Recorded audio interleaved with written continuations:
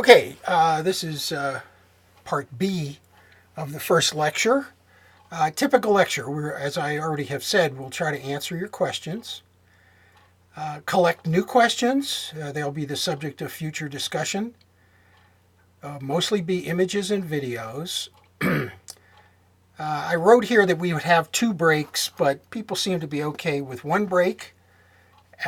So let's see how that works. We can be flexible. And we're focused, as it shows here, we're focused on concepts. The way I've structured this program of lectures, first we see the concept at the top level. Later on, and I mean in future lectures, we'll come back to some of these concepts and visit them in detail. Of course, there's no homework, but I do suggest various kinds of readings. If you're interested in guidance on that, just ask me and I'll let everybody know. Not much on astronomy, except we are going to talk about, as I've said, failed stars, stars that just couldn't keep going. They get too tired or too big or too cold or whatever. We'll talk about what happens then. And there's some other information here that you can read at your leisure. There's some definitions here. I don't want to read that to you.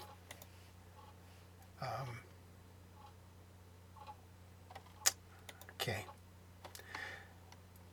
At the beginning of this, we all have to agree, and it includes me, we have to agree that there's some of this that is just too hard to visualize. Humans living in the 3-dimensional world have a very hard time with the concepts like the geometry of the universe. Professionals deal with this by just doing math. They just hold their nose and get the results that they desire by doing very sophisticated math, and the visualization part that we'd all like to have just isn't there. It's very difficult, but we shall try. So here's a history going back to just after the Dark Ages. Tycho Brahe was an observer of the sky. He was a true astronomer. He didn't, at that time, nobody understood what was going on inside of stars. They didn't know about galaxies. They barely knew about planets. And Tycho collected an enormous amount of data. And when he was dying, his colleague, Johannes Kepler, a German, came to Denmark, where Tycho lived, and took Tycho's data. And lucky for us, he did, because he invented rules about the motion of planets that proved to be true. Nobody knew why they were true, but they proved to be true until the time of Newton. Newton's law of gravity came along, and people did the arithmetic to figure out what his law of gravity meant for motion of planets around the sun and moons around planets. And sure enough, he was able to derive Kepler's laws.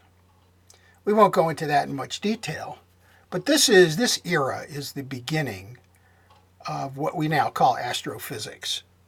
Real understanding of why things move the way they do. Later on, just in this vicinity, kind of like 100 years ago, advances in atomic physics made it possible to actually understand, atomic and nuclear physics made it possible to understand what goes on inside of stars so that they produce light. And that's real astrophysics. But we can say Newton, using Kepler and Brahe's data, and various other people contributing along the way, led to where we are now. And we have an enormous amount of understanding, but far, far more needs to be discovered. An example of what we do understand is shown here. For example, in this drawing, this is a so-called Hertzsprung-Russell diagram, and it shows how to categorize stars along this this sort of hockey stick-like thing as a function of their temperature, coldest being here and warmest being over here. Unfortunately, this piece of art is in the way. I can move that. So what it shows is temperature and luminosity or brightness. And people have discovered that cooler stars are dimmer. Warmer stars, and when we say warmer, we've gone from 3,000 degrees to 30,000 degrees. These really hot stars are enormously bright. They appear to us to be blue. On this scale, here's the sun sitting right there. It's sitting on this in this neighborhood, and you'll also see some markers on here on size of the mass of the stars relative to our sun. That's on this side of the line. And on this side, lifetime. So if you're familiar with scientific notation, you see here 10 to the 11th years. That's 100 billion years. Did I do that right? I think I did. So the cooler stars last enormously long time, much longer than the life of the universe so far, which is about 13 billion years. These really hot stars only last about 10 million years, not billion, but million. And they are doomed to be bright briefly. There's some other cartoons here you might find interesting. The relative size of the sun and the various planets, and relative size of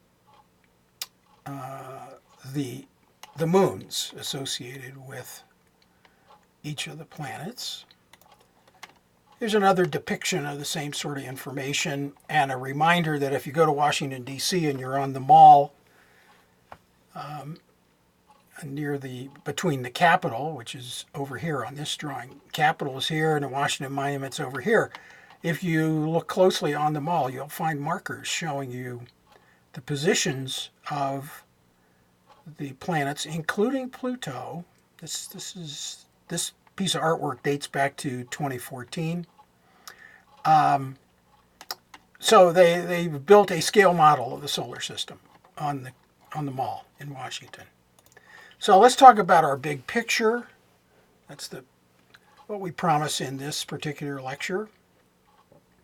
First thing to understand is there's some kind of basic units we need to think about. In chemistry, the basic unit is atoms. In the solar system, basic units are the planets. Cosmology, we worry about galaxies and groups of galaxies. That's sort of the thing we care about. The other part of the big picture is expansion of the universe, found by Edwin Hubble back in the 1920s. That'll be a big part of what we talk about throughout the entire course. We also, big picture thing is how we measure distances. Various techniques for measuring distances to stars. We will talk about the age of the universe. And we'll show you the movie Powers of 10, which is accessible from this link. Now, I'm not going to play the movie here, but I'll just remind you that you have access to the slides. So if you want to see the movie, you will go to a website I've already shared with you, and you can click on this and automatically be thrown into YouTube, and you will see the movie called Powers of 10 by Charles Eames and Philip Morrison. Here's a depiction of the big picture. Over here we have something happening which led to the birth of the universe. And immensely bright, unbelievably hot universe resulted so bright and hot that atoms couldn't exist, and the components of atoms couldn't exist. The components of atoms being protons, neutrons, electrons, so forth, just kept getting any one of them that decided to try to survive within billionth of a second would be blown apart by enormously intense energy crashing into those particles. Eventually, the universe cooled. The cooling process took about 375,000 years. The temperature dropped, and the components of atoms could finally survive in the cooler environment and eventually found partners and formed atoms, principally hydrogen, helium, lithium, the lightest elements. And we will talk in detail in lecture number 2 about how that process worked. But it's important to understand that the universe was dark. The universe was filled with atoms, but there were no stars. And it took, as you will see right here, 400 million years for those atoms to find each other through gravitational influence, collect into masses of gas that condensed gradually into bigger and bigger balls of gas. And when the pressure gets high enough, you end up with a fusion process that we will discuss in detail in various lectures. And so at 400 million years, we got the first light in the universe. So 375,000 years to get atoms, 400 million years, so a long, long interval of total darkness. But once the stars appeared, the universe was suddenly filled with light, and because the atoms are essentially transparent. I mean, you can look through a room full of nitrogen and oxygen, we call air, and you can see right through it. And so the idea is not only was the universe transparent, but there were lots of light sources appearing, and gravity was drawing those together, and we end up with galaxies. So this kind of drawing, we will see this drawing many times during the class. Galaxies started forming. That takes a while, and I will show you what the earliest galaxies look like, the earliest ones we can see. And we're now 13.7 billion years into the evolution of the universe, and we will discuss in detail the shape of this funnel-like thing that I'm sketching on. Understanding this shape is important and has been difficult, but we now think we understand it. Here's a drawing that shows our place in this vast collection of galaxies. This is a National Geographic drawing. You can buy a nice, like a 2-foot by 3-foot version of this. And I have one of these in my office at home. Down here we have the solar system. Earth is here. And planets orbiting the sun. And here's the sun sitting in the community of stars nearest us in our Milky Way. Here's the Milky Way. So you can see this kind of magnification. So here's the Milky Way, and it has some neighbors, the Magellanic Clouds and so forth.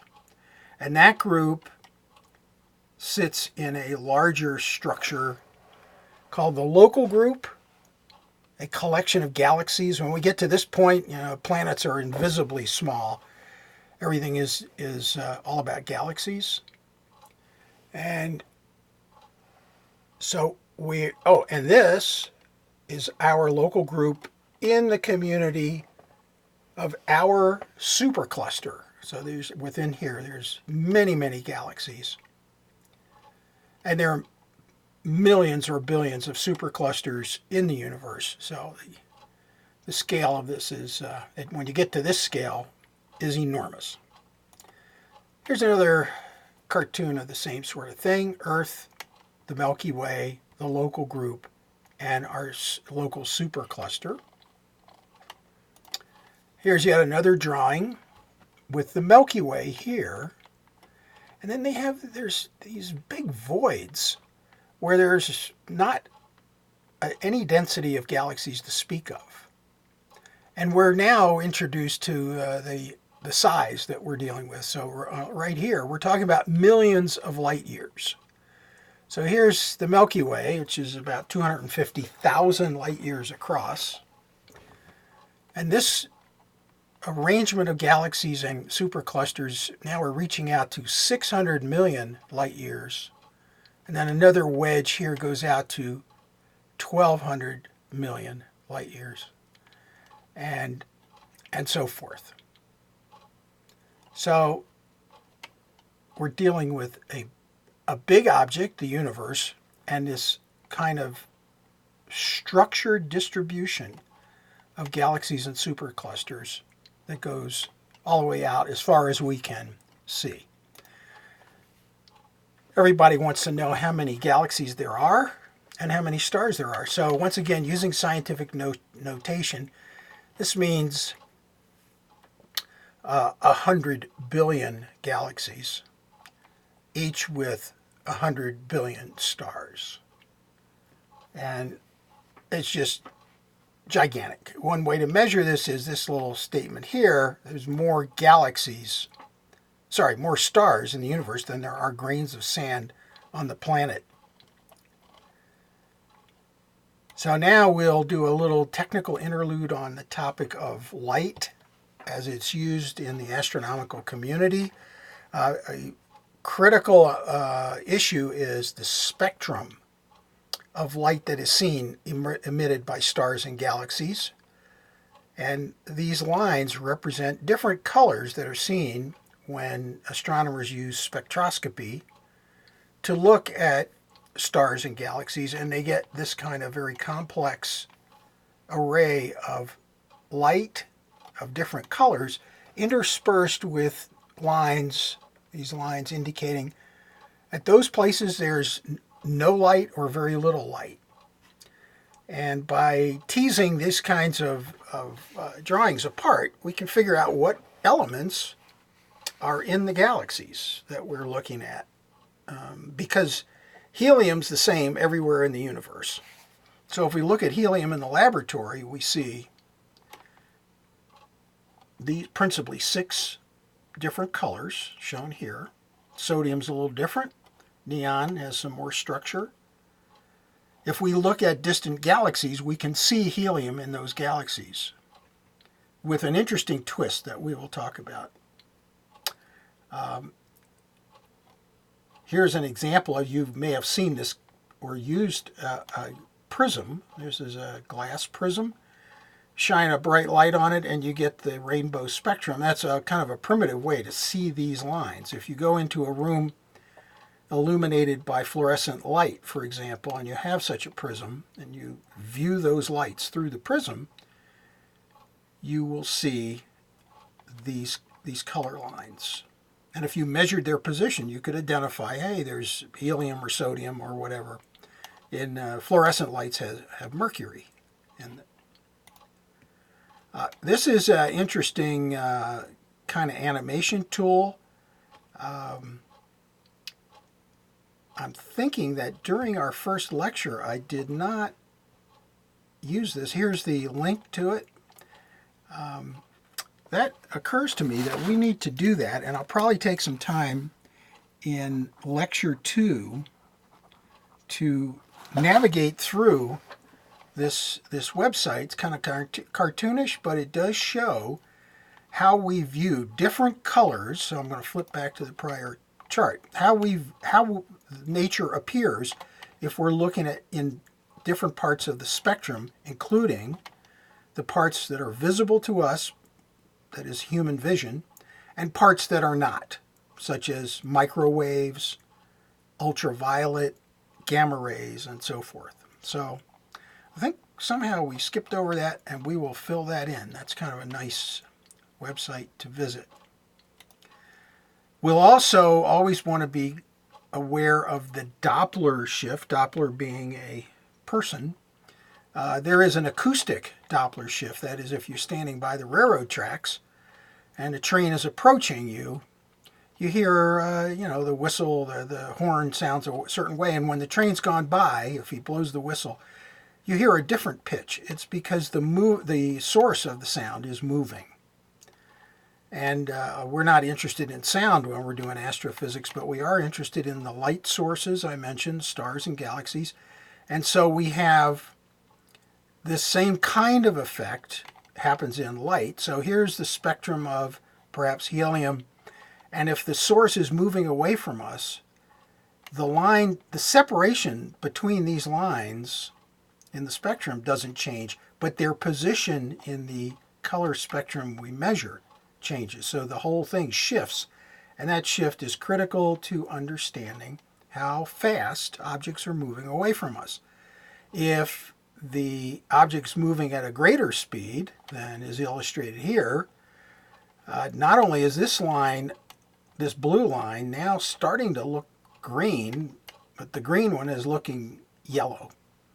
So astronomers, principally Hubble, discovered he could exploit that to measure the velocities of galaxies moving toward or away from us. And so here's an example of this same element.